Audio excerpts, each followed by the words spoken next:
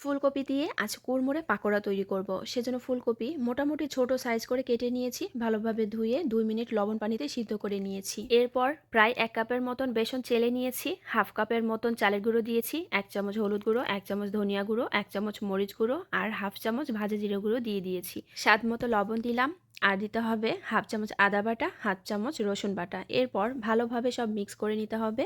আর cornflour দিয়ে দিচ্ছি 1.5 চামচের মতন। এরপর ভালোভাবে সবকিছু আবারও মিক্স করে হালকা গরম পানি দিয়ে মিক্স করে নিতে হবে।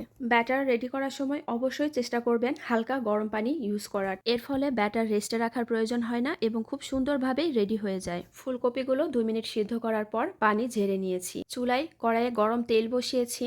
গরম তেলের মধ্যে এখন একে একে ফুলকপিগুলো আমি ব্যাটারের মধ্যে মাখিয়ে নিয়ে দিয়ে দেব। আর এভাবে এপিট ওপিট করে ক্রমাগত ভাজতে ভাজতে একদম কুড়মুড়ে হয়ে যাবে আর ভিতর থেকে একদম সিদ্ধ হয়ে যাবে। একে একে সবগুলো ফুলকপির পাকোড়া ভাজা হয়ে গেল। তেল ঝরিয়ে এখন সার্ভ করার পালা। ফুলকপির পাকোড়া যদি এভাবে বাড়িতে তৈরি করে খাওয়া যায়, বাচ্চা থেকে বড় সবাই অনেক পছন্দ করবে। যেহেতু শীতকাল চলছে আর এই সময় ফুলকপি অ্যাভেলেবেল, বাড়িতেই তৈরি করে ফেলুন এইরকম কুড়মুড়ে পাকোড়া। আমি একটা ভেঙে দেখাচ্ছি। দেখুন ভিতর থেকে কিন্তু সুন্দর সিদ্ধ হয়ে গেছে আর বাইরে থেকেও একদম কুড়মুড়ে হয়েছে। গরম গরম ফুলকপির পাকোড়া টমেটো সসের সাথে পরিবেশন করতে ভুলবেন না কিন্তু।